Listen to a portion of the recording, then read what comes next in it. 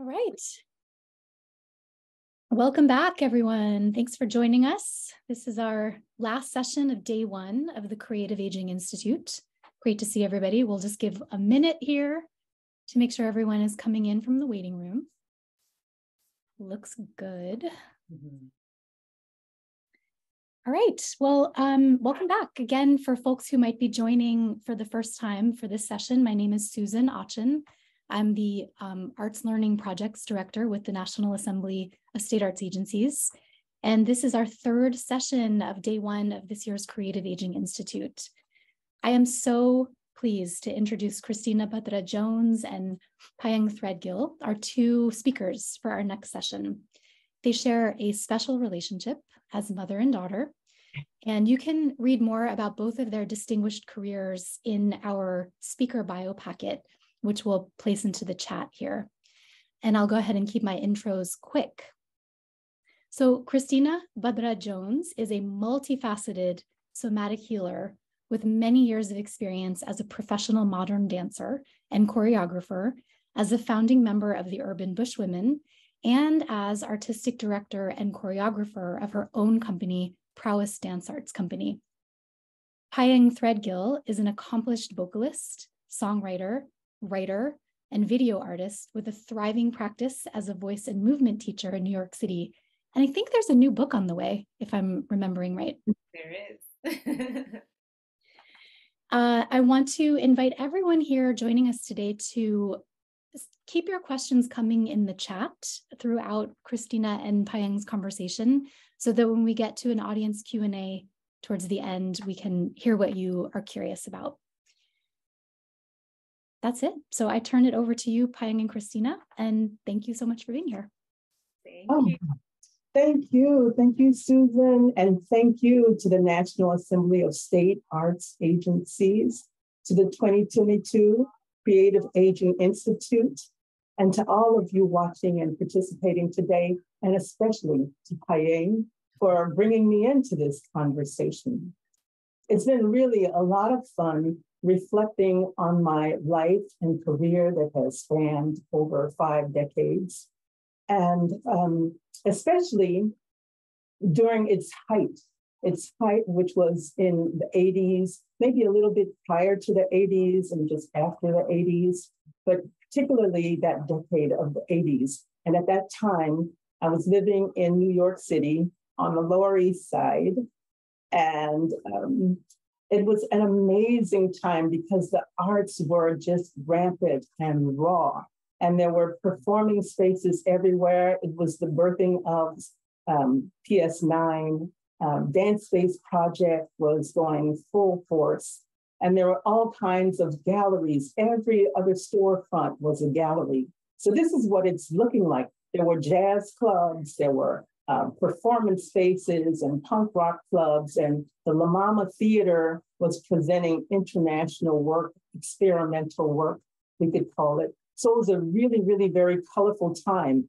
The East Village has been traditionally a kind of Polish-Ukrainian neighborhood. So the food was pierogies and, home cooking and these Polish restaurants and all these artists and all these people were mingling.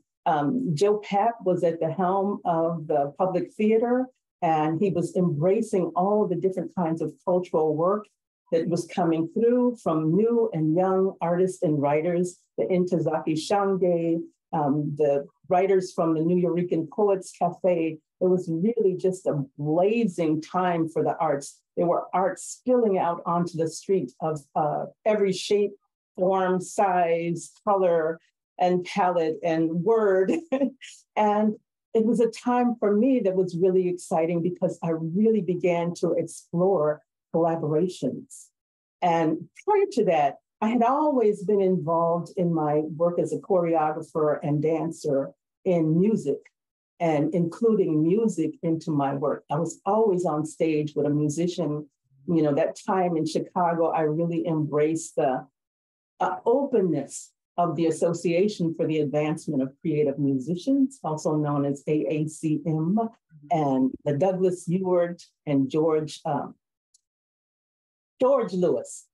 the names almost sounded alike for a minute in my head, but Douglas Ewart and George Lewis, and we worked with a group called of musicians, Fred, under the guidance of Fred Anderson, but just exploration in general with musicians, Amina Claudine Myers, Henry Threadgill, Muhal Richard Abrams. We were all working and collaborating together, and that there was a sound to the movement that I created that was enhanced in those collaborations.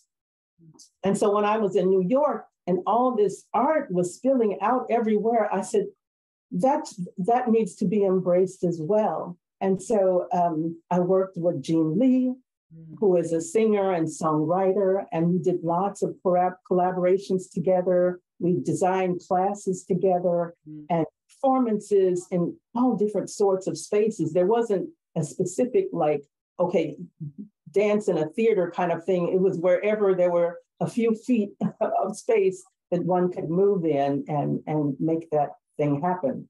So that was really wonderful. And I was seeing other artists' work where they were incorporating the visual arts and sound and poetry and word into their work. And that was inspiring as well. And at a certain point, I'm not exactly sure, but Jean Lee introduced me to an artist called Stefan Roloff. And Stefan and I really was drawn to his work because there was so much movement in his work. And we soon sat down and started these conversations. And out of those conversations came a thing called kinetic color, which were monochromatic environments that he created on full life-size scale.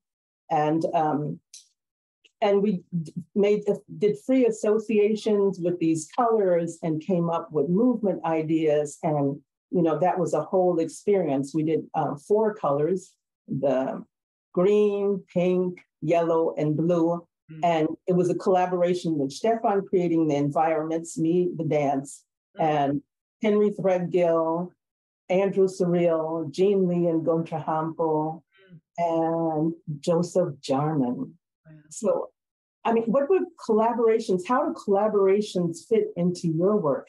Is that something that's important to you? Do you consider that when you making or songwriting or? Yeah. I'm loving you retelling all of this because it totally like does bring back memories, and I see a little ahas in the chat going on. Yeah, collaborations, we were talking about this. And for me, collaboration is really important.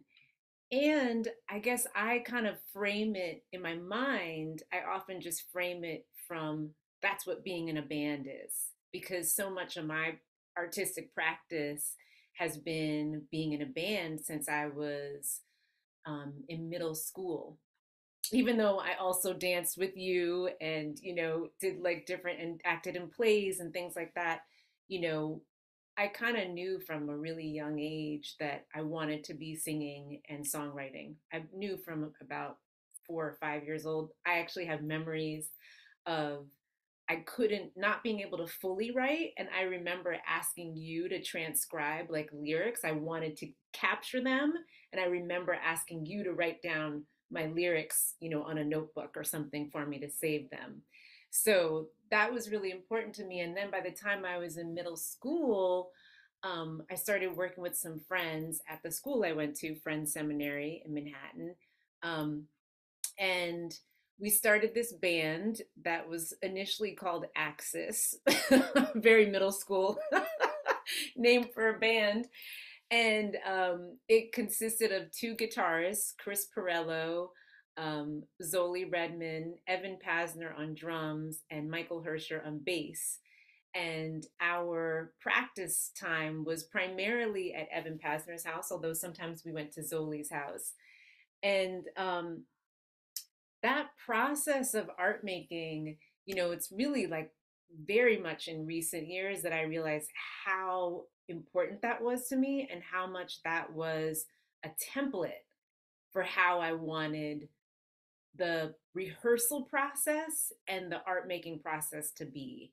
And by that, I just mean that really a lot of what we did was laugh a bunch and make music, and laugh a bunch and make music, and laugh a bunch and make music. And, that's so much of what I love about being in a band or having a band is this sort of casualness, and then also this creativity. There's something, I guess, when you say collaboration, one of the things that comes up to me is like, we have many relationships in our lives. We have relationships with family and friends. And there's something that to me is so fulfilling about being able to make music with another person, because there's even though I'm writing a book, there's only so much I feel that words can capture. And so when I get to make music, I feel like I get to explain what it is to be alive and be a human being on this earth trying to make sense of life. And it's like we get another language together. And so it's just this bond that you have with somebody, in addition to the experiences of being on tour together and the crazy things that happen and the phenomenal musical moments that happen. So yeah, I really, that has been a big part, a big template for me, and something that when I started my own band after I graduated college, going into like my first couple of records, I really realized that it was really important to me to create this kind of familial feeling in my creative process. I really wanted people to feel linked. And so, my band members would joke that, they'd come over and my husband, Nikolai, would be like cooking pancakes, and there'd be breakfast for them at the end of rehearsal. And, wanting to for people to feel that there was a certain closeness, that we could rely on one another, sort of within the music and outside of the music. And I don't think it's only me, but I do feel like one of my strengths is being able to bring good people together. Not just that they're talented, but that they're good and good to one another. I always say, I need the musicians to be easy to get on with. Mm-hmm. And, a lot of musicians that I've worked with have become very close friends. Their families have become really close. And I feel like that's because I really care about creating that kind of familial experience, which is kind of funny because, you all created this experience of me having an extended family in the arts. And I feel like in a way I kind of repeat that in my own creative process. Yeah. And it's I think about, there were a lot of, when I remember when you're listing your experience of being in the 80s and me being young, I have a lot of those memories of you rehearsing with Jean Lee and Petra. I think she's Petra Pleko now. And how you had a lot of these partnerships, working collaboratively with one other dancer or maybe one other visual artist. And, I wonder though how it was for you moving from working and doing whatever you wanted, I'm thinking, before you had me, and then what was that transition like to having a child and then working as a choreographer and dancer? Yeah. Just before I go there, you said a couple of things that sort of set off a little light in my head. And I thought about the whole thing of language and process and the environment in creating work, and how that was just really fed into what the work was. So finding the language to say to a musician where you want things to turn and change, what color you want that to sound like, what that kind of mood is that needs to happen at a certain point. So finding that language, and also, just the process of each party kind of exploring that language. And then at the same time, I really want to, mention that there were some art makers at that time that were really interesting, like the Fred Holland, who had you join him on one of his pieces, and Ellen Fisher, who did some really progressive work. And it was work that I just participated in. I didn't choreograph or anything like that. But you have to bring your true self and your whole self to each thing that you're doing.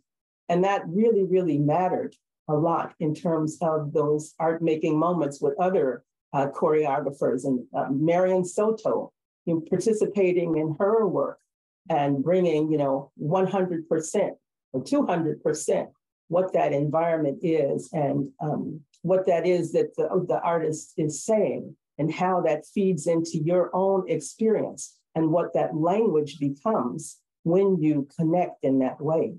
So that was, that language and process was a huge part of the work, and the environment was happening, and, all those different connections. Yeah, but in terms of raising a child in New York City during the 80s, because that's when we were like 5, 6, 7, 8, like that, and going onwards up into that middle school kind of period. It was really important. Community was super, super important. And, I had friends that were, and all my friends who were also artists. So I had friends who were costume designers. Of course, there was the Valborg Lynn and Fretra Lynn and Teresa Christoph, and who were involved in, how I appeared on stage, and then, but also had children. So we made these connections in that way. And then there was the Jean Lee, who also had children. So we'd have a rehearsal, and the kids were around doing their things as well. So I just took you everywhere. I mean, that's how I dealt with it. And it's really, really interesting, because being in an environment like that, where everybody that was around us was artists and writers, and involved in creating and art making in that way, must have been, it was really rich for me.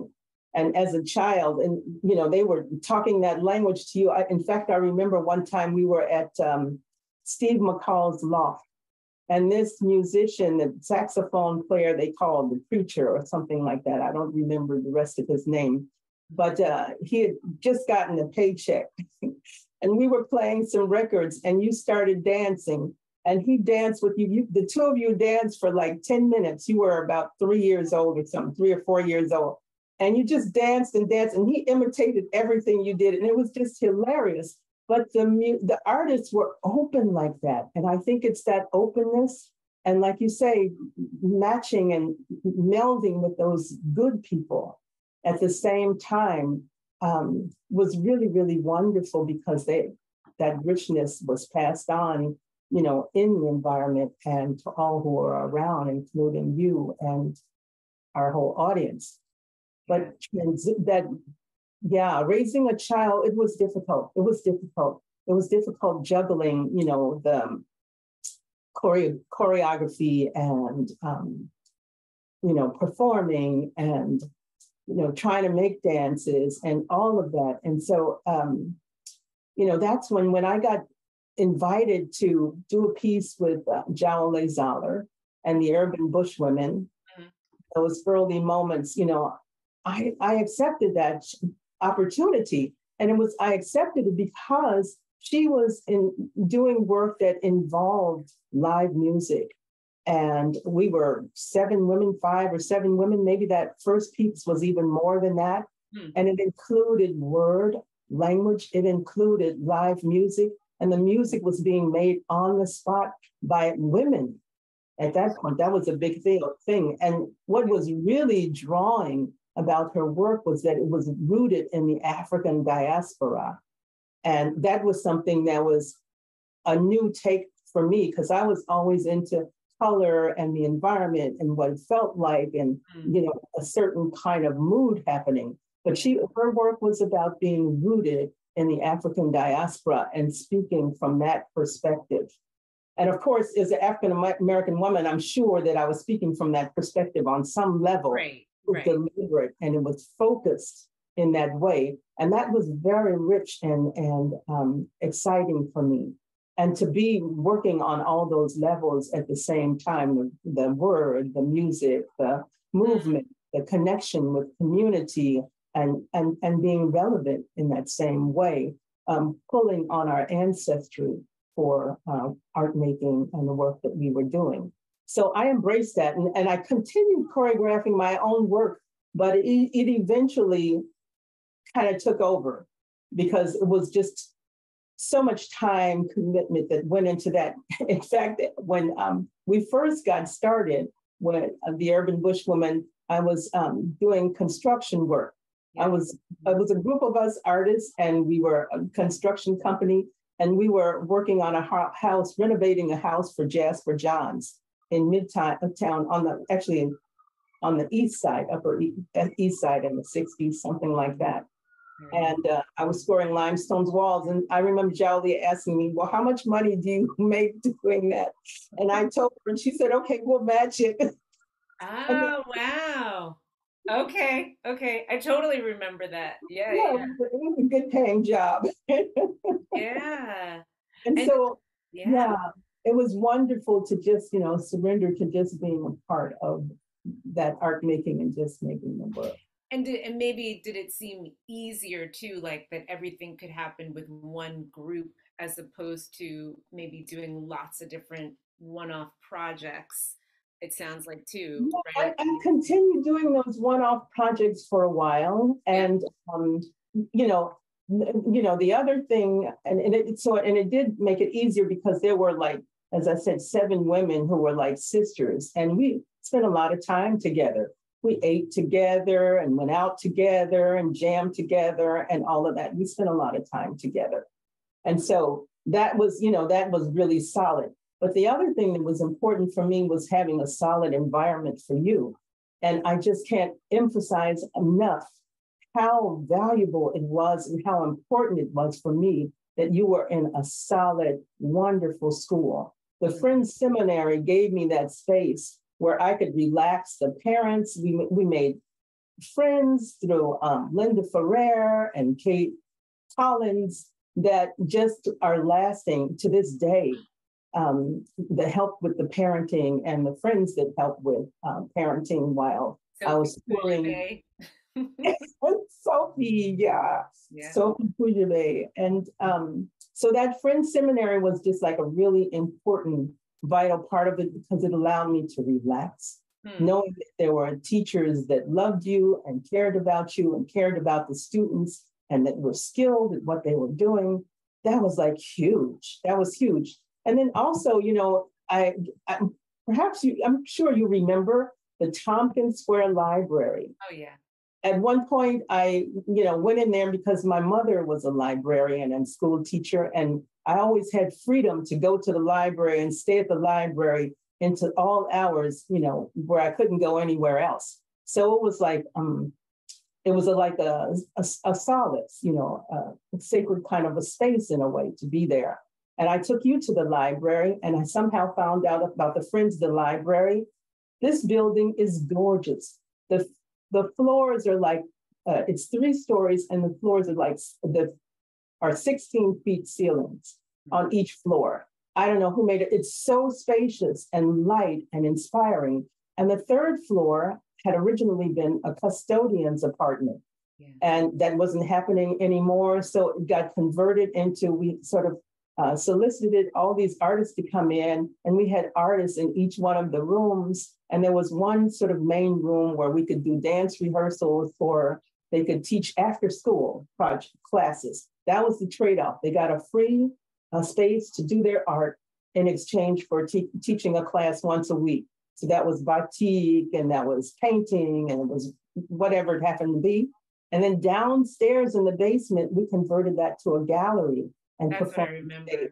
Yeah. There was poetry readings, and musicians came in and did recitals because we had a grand piano down there for some reason. But it was wonderful. So having those 2 sort of places where you could go, and then all the little friends, that you had from the Friends Seminary and the community, I was comfortable because you were wandering around the neighborhood with 8 other kids. Mm-hmm. You weren't alone. And so that support, all of that whole environment made it possible for me to be free. So that transition was one that was, that was, easier for me and eased, all my concerns about whatever other things were going on in life. Yeah, at the time. And there's so much going on, when you're recounting those periods in New York. I'm curious, like now when you look back, I mean, you currently live in California, and when you made the transition and you moved to the West Coast, what was the art scene like? Or what was that transition like? But what was the art scene like moving from New York to California to San Diego specifically? Because I feel like you've been in three really major cities. Chicago is one flavor, New York is a totally different flavor, and then you go to San Diego. Yeah, San Diego. That's where I am now. Um, San Diego, it's interesting when I went to San Diego, I was there because I was part of this consortium of theaters and dance companies that were bridging communities. And I was sent there because San Diego was doing a project where they were bringing the African American and the Mexican community together. And there was some dialogue around that. And so I was met differently than I was when I came to New York. When I came to New York, I was just another dancer. But when I came to California, it was like I was another dancer, and I was part of this consortium, and I was making decisions about art making and dance making and communities coming together. And also, people kind of knew who I was because I had been dancing with the urban bushwomen. And so that was another layer onto that. So they wanted to see more. Show me more, of what you do and who you are. And, we want you in this community. We need you to, show your creativity and to do your work. And so I started Prowess Dance Arts Company. Mm-hmm. And that's how that came about. And in the same way, it was finding spaces to work in. There was something called Sushi that was a more experimental kind of a space. And then there were different galleries, and the galleries were open to I always sort of gravitated to galleries then. Yeah. And doing work in the Museum of Contemporary Art and places like that. Mm-hmm. Here, and then traveling about. But so it was a different it was different in the sense that I was more known. I guess it's the most direct and simple way to put it, mm-hmm. because of the work that I had done in mm-hmm. New York City, and a dancer coming to California from New York, that was a whole big thing. Mm-hmm. And then, meeting who the dance makers were here, the John Nalashak and the McCaleb and Isaacson McCaleb dance, Nancy McCaleb and Gene Isaacs, were really prominent on the scene here. Lula Washington in LA and like that. So it was, it was a different kind of status when I came to California and began that art making. Yeah. That's interesting. And, coming from, I'm kind of like going backwards, thinking about Chicago and your influences in dance there. Because I've heard you, I didn't know it at the time, but I'm curious, what were your influences like, and how did you make dance in Chicago? What was that scene like before you were as well known? I've heard you talk, I remember talking about like a lot of, maybe it was more social, but I feel like that influenced you as well. Just that the blues, like Chicago being a blues city, mm-hmm. that was also where a lot of your blues dancing in blues clubs, and also just, your family, like what was the art scene like within your family? Okay, so you're going back to when I was a kid. Mm-hmm. The environment, I guess, in my house, my dad was a frustrated musician. And so he wanted to be a singer, and in his life as a young man, he noticed he was hanging out in Portland, Oregon, and he noticed that all of the musicians got the girls. So he would pretend like he was a singer. And when it came time to have children, then he quickly. My brother was 4 years old when he had his first piano lesson. My brother was an amazing, accomplished pianist, and so there was music all around. When as we were growing up, and my mom, who was a college graduate and all of that, was art making as well. She was a painter and, would sit us down and sketch us and things like that. And my father had all these old records and things that he played. And he insisted that my brother learn how to play some of these songs in between the Mahler and the Beethoven and the Bach and all that, learn how to play some of these songs that I like. I really like to hear that were part of his experience, And he told us, he kind of set that up because he said, when they were kids, instead of having a TV and, a video game and all of those kind of things, the way that they entertained each other, everybody played an instrument or sang a song or could tell a story. So when you had a party, the talent was in the room right there. And that's what was going on. That was the life of the gathering, was good food and somebody sitting down at the piano and playing a song or playing a guitar or telling a story about something. And that's how it was done. And so we grew up with the music, my brother playing, and we had talent shows up the wazoo. We'd put on my mom's dresses and start dancing around and singing songs and things like that. And that was like a whole form of entertainment for us, as well as, the school and all the kind of thing. We had after school programs that were involved dancing and things, drama and things like that. But we had talent shows at our house, major, serious. And you weren't the smallest family. I mean, that was a pretty big, there's six kids. 6 kids, 2 brothers and 3 sisters. Mm-hmm. Yeah. And one of my brothers, he didn't get involved in the talent shows, but he was a wonderful visual artist and painter, and he didn't really pursue it because he didn't understand how to make that pay money. Mm-hmm. And so, he did other things, but he was a wonderful visual artist, so that was all around me as I was coming up, and even, into, I guess, just the transition of then connecting with the AACM and all those musicians who were connected, to that whole era and exploring self-exploration and self-expression and things like that. Mm-hmm. Yeah. Mm-hmm. Wow. But we were a talent show family. I remember at night I would sit in the hall, in the corridor between the bedrooms, and I'd just shout stories out. I'd talk about my day with my friend Sybil and all that. It was like, and just moving on. Yeah.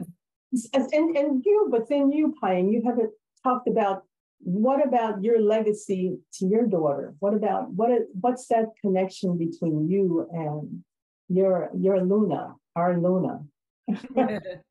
Luna, yeah. What do you do now? Yeah, it's interesting. I mean, it's amazing and to watch that now my daughter is into music and, is a singer and songwriter herself.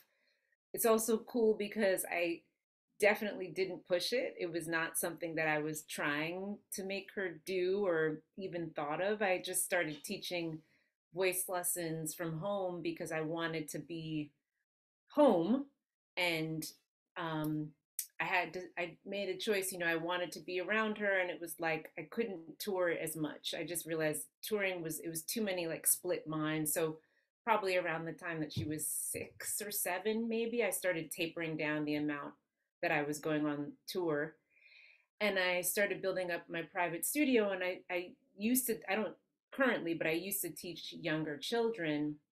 And one day, I was teaching one of her close friends, And I thought to myself, I wonder if she feels a way. Like, does she feel, jealous, or is it hard for her sharing me with her friends? And I said, how does it make you feel that I am, teaching your friends? Does that bother you or anything like that? And she said, no. She said, I just, she basically said something to the effect of like, if I ever did any singing lessons, I just want to do it with you, Mama.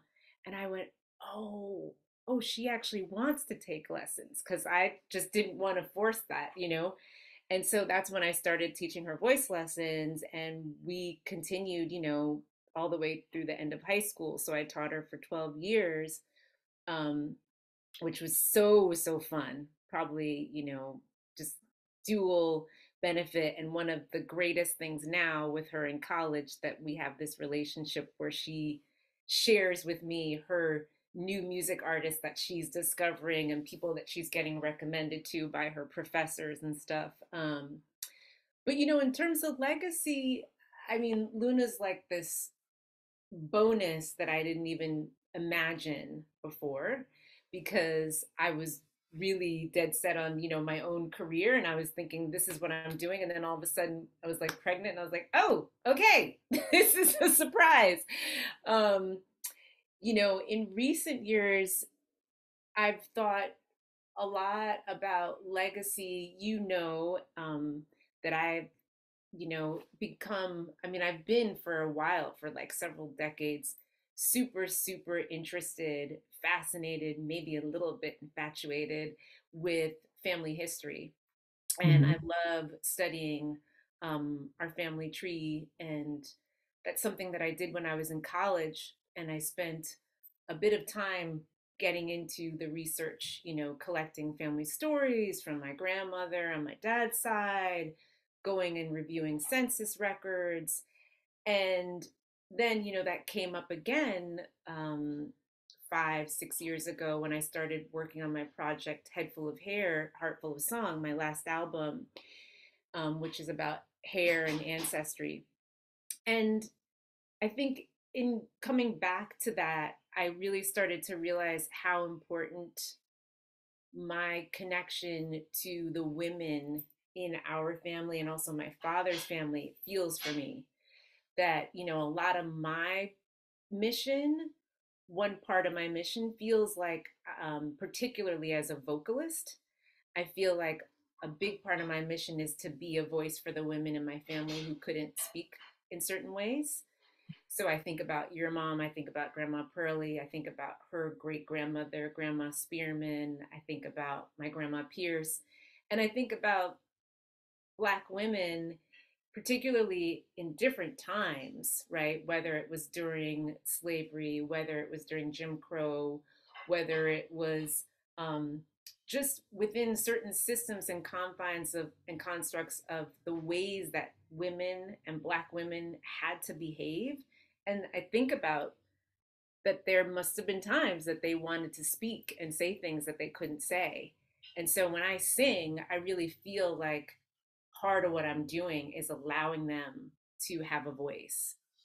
So that is a personal mission that I hold dear.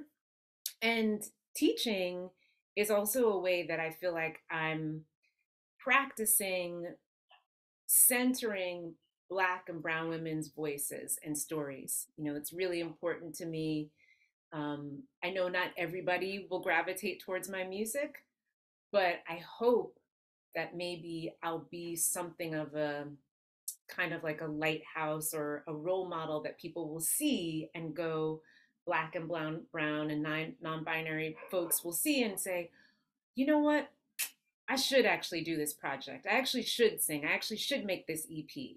And so that feels like a big part of my legacy. And the fact that Luna is a singer-songwriter actually doing that is like, it's a great continuation of that thread for me, that feels really powerful and unplanned, unplanned in a lot of ways, so yeah. Do you, That, yeah, no, go ahead. I was just going to say that whole teaching, you know, uh, and a capsule has been like really wonderful actually too throughout my career. And because throughout my career, developing collaborative projects around teaching, especially the things that I did with Jean Lee, where we'd go in and do these seminars and things together, music and movement kinds of things. She was really open to that because she moved when she sang. So that kind of thing. And then, working with the Creative Music Studio in Rhinebeck, California, at one point when they were there, and I'd go in and I'd teach these workshops for, musicians to just explore the movement of the sound that they're making. And that was really wonderful. And, going into different colleges and scenes like that and sharing dance in those environments, dance as self-expression. So what happens is then, as a result, coming up through this period now, I went through a period where, that transitioning career to manual therapies, where it was more about touch and studying that kind of work. And then, and that was really interesting too, because the touch work is a kind of choreography. When you put your hands on someone, you have to listen. And if you're not listening, then the healing doesn't happen. When you put your hands on someone, there's a listening that happens, the kind of choreography that happens in what is it that their body is asking for right now? What is it that they need? Their physiology, their psychology, what is it that they need in this moment? What is the mood that, is needs to be addressed? How do I address whatever it is that's coming up for them right now that is their concern? So that's a whole kind of a dance that happens in a way that, I've transferred that movement experience into the healing work that came out of just the realization that dance and performing is an act of healing in itself. And that was a major realization as well. When you do that, you almost can't help but be healthy because you're self-expressing and you're moving through that. So then coming to the current, designing present movement therapy, which is a movement experience where the participant is guided to go deeper and to do that self-inquiry with movement, and to move from a place where they understand the origins of that within their body, be they purely physical or physical and emotional, physical and psychological, whatever that place is, to be able to move from a real place within to self-express. So that's and it's powerful. It's powerful. I mean, all kinds of responses, are expressed out of that experience, after classes. And present movement therapy those are classes that you offer, right? Those are right that you're where you're. It's a movement therapy that I've designed and I facilitate. Yeah, how does that? The way to go beyond exercise, go beyond just being in your head and moving your arms and kicking your legs, to have it originate from someplace that's meaningful within you for anyone in the community. Basically, one doesn't have to be a dancer. One could be a baker and still find that. Yes.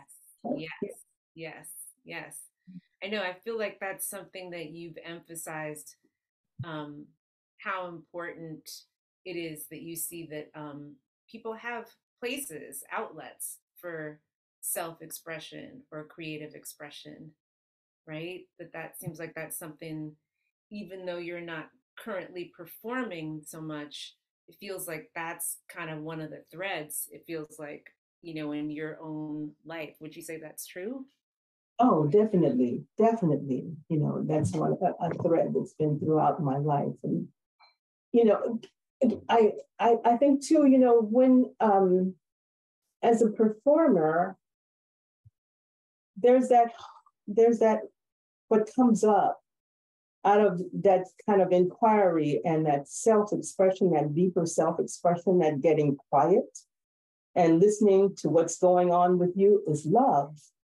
And love is huge. And so doing the work for love because you love it, because you love what you do and who you are, and choosing love, rather than some other negative emotion as a place of motivation. And that's what that has, become for me. So that going deeper and deeper and deeper within, whatever I find in there, I can transform it. I can transform it through love. And so that's, just been a huge part of that work, and going into that work is that you can stand with anyone and be authentic.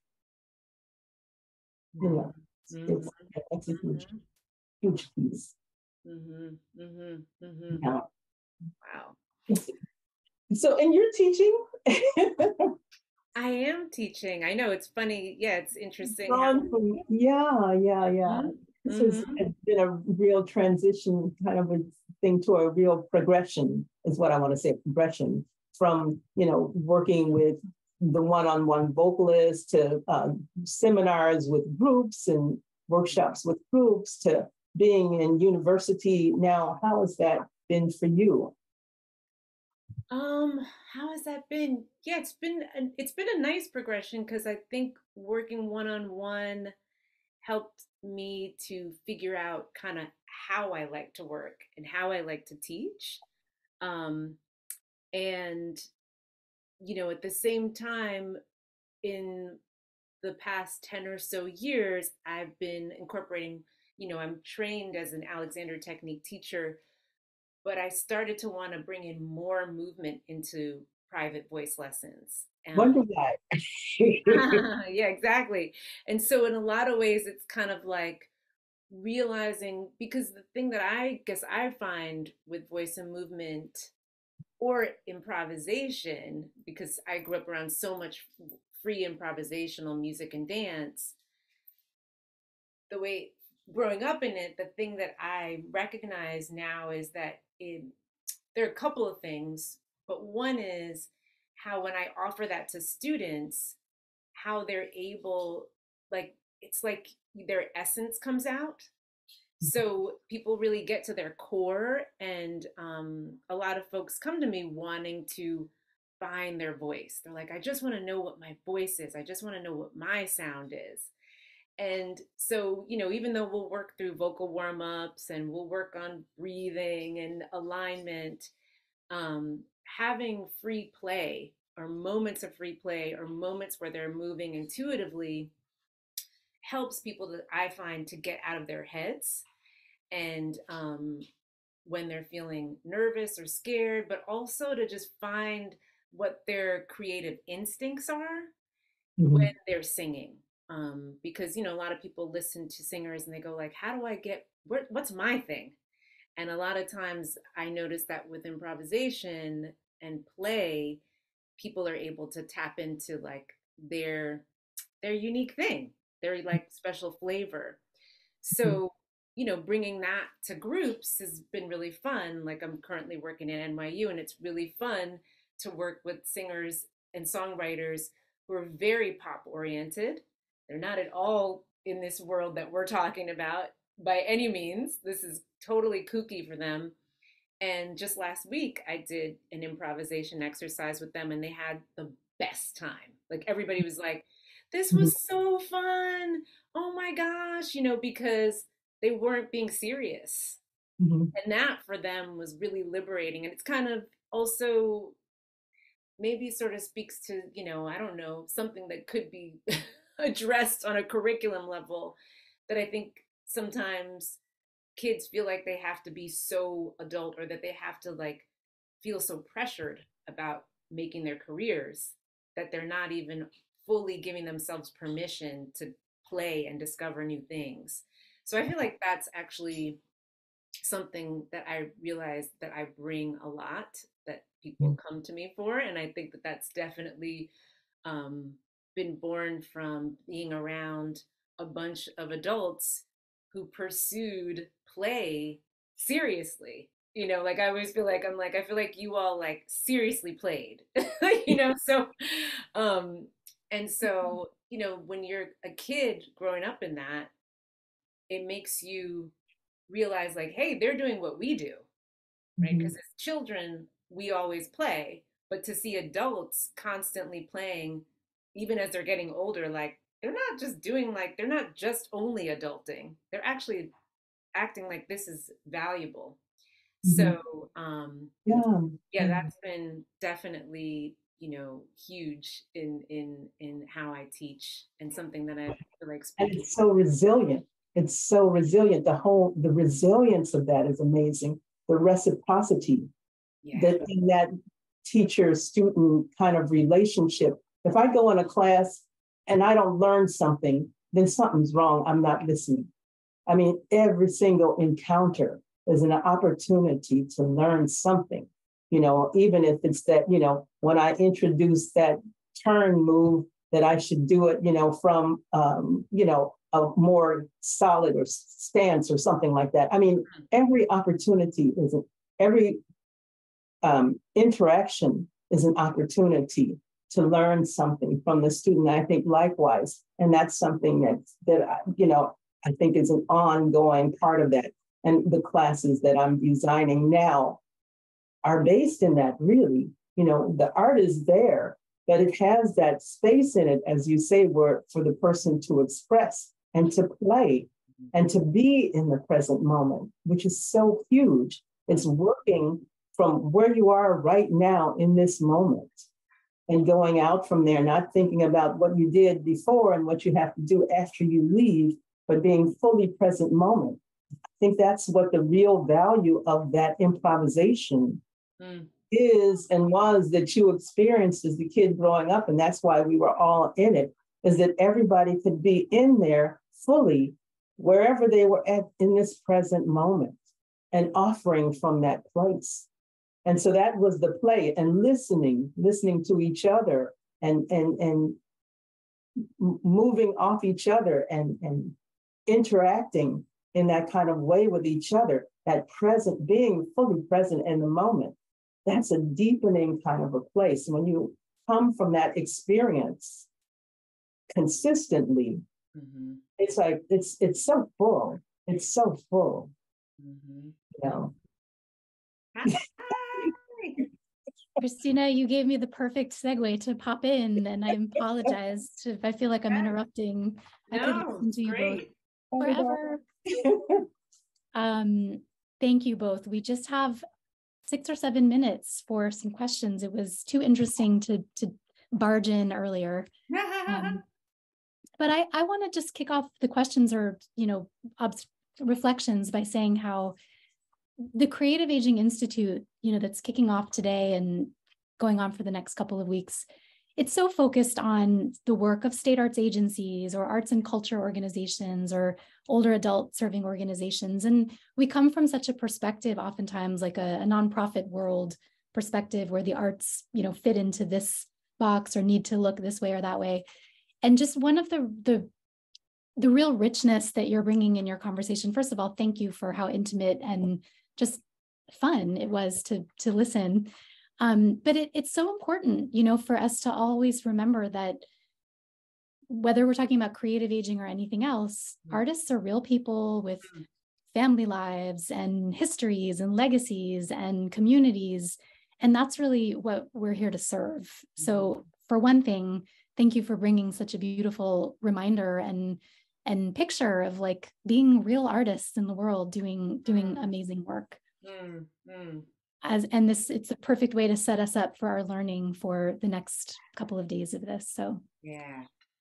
I want to see if there's anyone in the audience who has a question or a comment, that if you want to raise your hand, I'll see you and we can hear from you. I see Alan is asking, Payeng, how do you view yourself as a conduit between generations that have successfully transferred the arts in your families?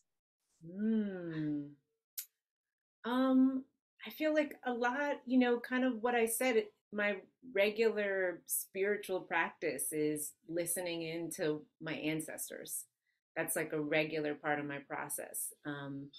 Thinking about them and checking in with them and kind of just checking in and saying like, this is the way that I think I want to go. Does this feel like a good way that I want to go? And also the thing that often happens too is like when I'm doubtful, they definitely are there to remind me like, go ahead, do not even bother. Do not bother with that. So I feel like you know, connecting with my personal family history and also just greater, larger musical history. Singers like Betty Carter and Abby Lincoln and Billie Holiday are musical ancestors who continue to give to all of us. That's how I feel like I'm a conduit, both as a performer and also as a teacher and mentor. Other reflections or questions from the audience?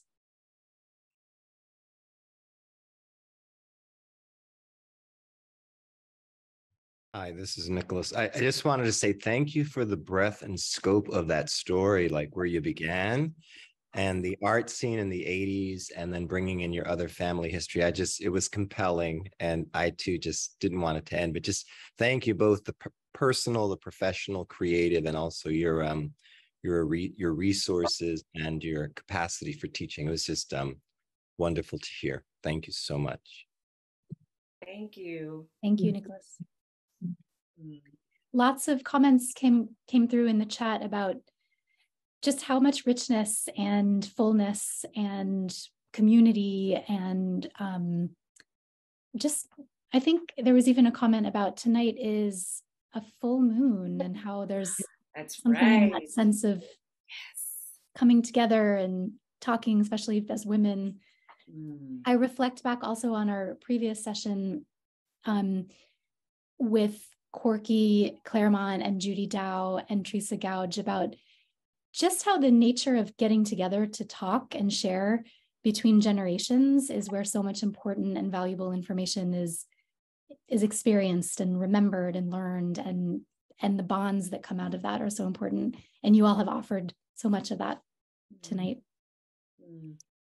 I hope that, we've been able to share that art and art making is a way of life. It infiltrates every aspect of your life when you're cleaning or when you're cooking or when you're meeting with your friends, being in the moment and expressing that it just becomes a way of life, a way of being in the world, a way of loving. Well said. Well said. Mm-hmm. Mm-hmm. Yeah. I think it's time for us to bring our conversation to a close. And what I'm going to do is I'm putting in the chat here Payeng's website. And I think Tiffany will drop into the chat Christina's information. Both Payeng and Christina encouraged us to share with you all, get to know their work, get to know them, and stay in touch. Again, both of you, thank you so much. I hope that we keep this conversation going in other ways. So let's keep in touch. Yeah. Thank you so much for having us. Thank you all for joining and being with us out there in Zoom world. Yeah. Thanks, everybody. Have a great night. Thank you. Bye-bye. Thank you. Good night.